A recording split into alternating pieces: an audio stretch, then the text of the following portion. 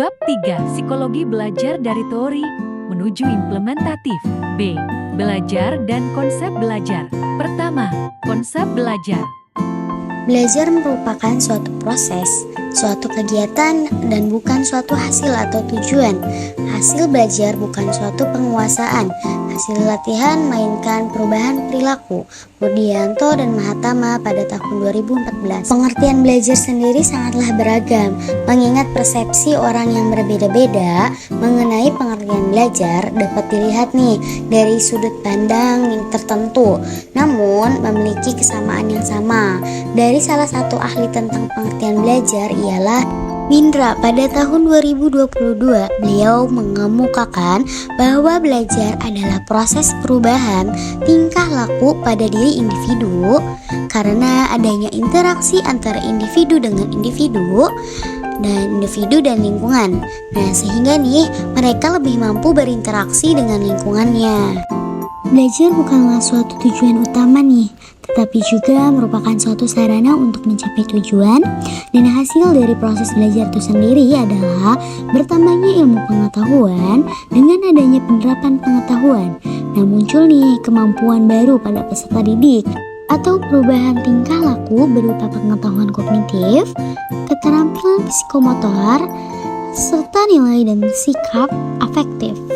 Belajar memiliki ciri-ciri, di antaranya yang pertama, adanya kemampuan baru atau perubahan. Yang kedua, perubahan itu tidak berlangsung saat saja, melainkan menetap atau dapat disimpan. Dan yang ketiga, perubahan itu tidak terjadi begitu saja, melainkan harus dengan usaha. Yang keempat, perubahan tidak semata-mata disebabkan oleh pertumbuhan fisik atau kedewasaan, tidak karena kelelahan, penyakit, atau pengaruh obat-obatan. Kedua, jenis-jenis belajar. Setiap manusia memiliki potensi, karakter, dan kebutuhan yang berbeda-beda dalam belajar. Nah, ada tipe dalam jenis belajar, di antaranya yang pertama, belajar bagian atau bisa dibilang part learning. Yang kedua, belajar dengan wawasan atau bisa dibilang learning by instinct. Ketiga, belajar instrumental atau bisa dibilang instrumental learning. Yang keempat, ada belajar internasional atau bisa dibilang international learning. Dan yang kelima, belajar mental atau bisa dibilang mental learning. Yang keenam, belajar produktif atau bisa dibilang productive learning. Yang ketujuh, belajar isyarat atau bisa dibilang signal learning. Dan yang kedelapan, belajar stimulus response. Yang kesembilan, belajar konsep atau bisa dibilang concept learning. Dan yang terakhir, belajar memecahkan masalah atau bisa dibilang problem solving. Benjamin Esbom mengelompokkan tujuan belajar berdasarkan tujuan bermain atau kawasan belajar. Nah, ada 3 domain belajar diantaranya, yaitu yang pertama, cognitive domain atau bisa dibilang kawasan kognitif. Ialah sebuah proses berpikir atau perilaku yang termasuk hasil kerja otak. Yang kedua, affective domain atau bisa dibilang kawasan afektif.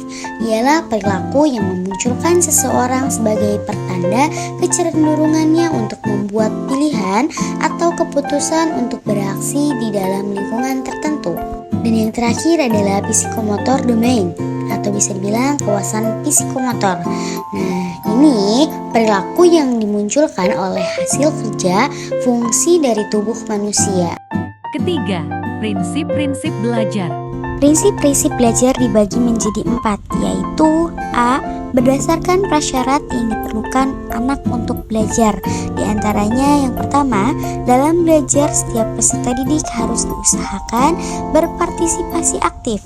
Yang kedua, belajar harus dapat menimbulkan reinforcement dan motivasi yang kuat pada peserta didik untuk mencapai tujuan instruksional. Yang ketiga, belajar perlu lingkungan yang menantang, di mana anak dapat mengembangkan kemampuannya untuk bereksplorasi dan belajar dengan efektif. B. Sesuai hakikat belajar. Di antaranya, yang pertama, belajar itu proses kontinu. Yang kedua, belajar adalah proses organisasi, adaptasi, eksplorasi, dan discovery.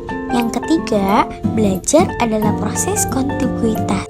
C. Sesuai materi atau bahan yang harus dipelajari. Yang pertama, belajar bersifat keseluruhan dan materi itu harus memiliki struktur, penyajian yang sederhana, sehingga peserta didik mudah menangkap pengertiannya. Yang kedua, belajar harus dapat mengembangkan kemampuan berbentuk sesuai dengan tujuan instruksional yang harus dicapainya. Keempat, teori-teori belajar. Teori belajar deskriptif dan perspektif. Teori ini bertujuan untuk membedakan teori belajar dan pembelajaran dengan cara melihat dari proporsional teorinya. Apakah berada pada tataran teori deskriptif ataupun perspektif? B. Teori belajar behavioristik. Belajar yang diartikan sebagai proses perubahan tingkah laku sebagai akibat dari interaksi antara stimulus dan respon. C. Teori belajar kognitivistik. Teori ini lebih menekankan proses belajar daripada hasil belajar. Nah, lebih dari itu nih, belajar adalah melibatkan proses berpikir yang sangat kompleks. Teori belajar humanistik.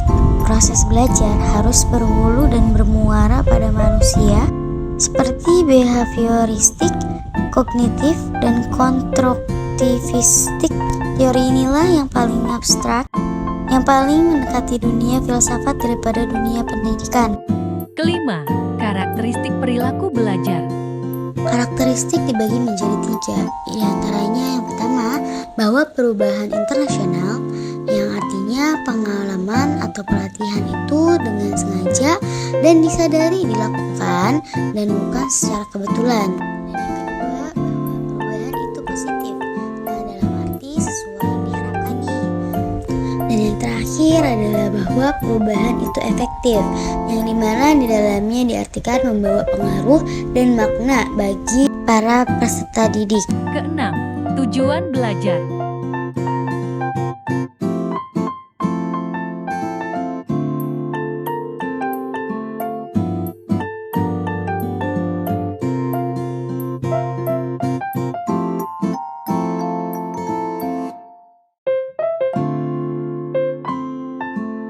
Sadirman mengemukakan tujuan belajar, diantaranya itu pertama, untuk mendapatkan pengetahuan. Nah, hal ini ditandai dengan kemampuan berpikir. Yang kedua, penanaman konsep atau keterampilan. Nah, penanaman konsep atau merumuskan konsep juga memerlukan suatu keterampilan. Dan yang ketiga, pembentukan sikap. Dalam menumbuhkan sikap mental, perilaku, dan pribadi peserta didik, guru harus lebih bijak dan berhati-hati dalam pendekatannya. Ketujuh, manfaat belajar. Belajar merupakan suatu keharusan karena dalam kehidupan bermasyarakat akan adanya persaingan, khusus dunia usaha. Dengan belajar akan menumbuhkan inovasi-inovasi yang melahirkan perubahan positif yang diperlukan dalam usaha. Nah, di antaranya ini beberapa manfaat yang dapat diambil. Yang pertama, dengan belajar dapat menumbuhkan kebiasaan pada diri orang tersebut. Yang kedua, dengan belajar dapat menumbuhkan motivasi pada diri orang tersebut. Yang ketiga, dengan belajar akan menambahkan banyak ilmu pengetahuan. Yang keempat, dapat menjadi orang yang diperlukan bagi lingkungan.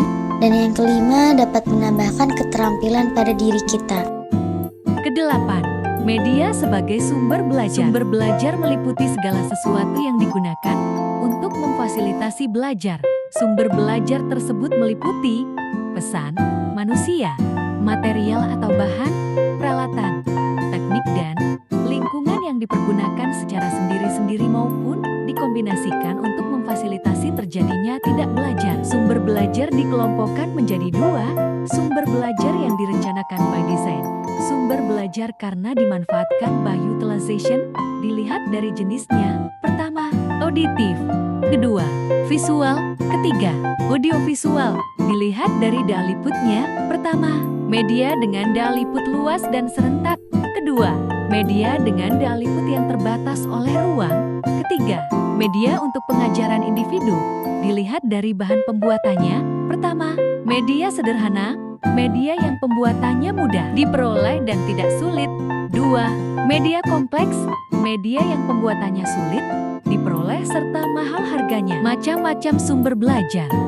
Pesan message, manusia people, bahan media software materials, peralatan hardware device, teknik-teknik, latar setting.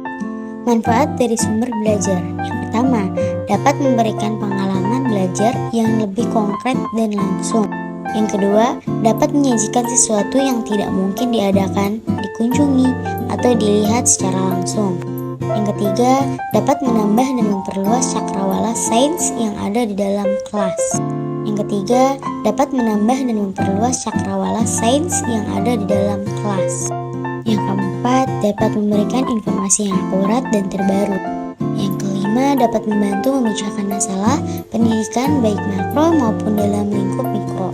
Yang keenam, dapat memberikan motivasi positif. Yang ketujuh, dapat merangsang untuk berpikir lebih kritis. Ciri-ciri dari sumber belajar. Yang pertama, mempunyai daya atau kekuatan yang dapat memberikan sesuatu yang kita perlukan dalam proses pengajaran. Yang kedua, sumber belajar dapat merubah tingkah laku yang lebih sempurna sesuai dengan tujuan. Kesembilan, faktor-faktor yang memengaruhi belajar. Yang pertama, faktor intrinsik, yaitu lingkungan yang mencakup alam dan sosial, dan instrumental yang mencakup kurikulum, bahan pengajaran, guru atau pengajar, sarana dan prasarana, administrasi dan manajemen.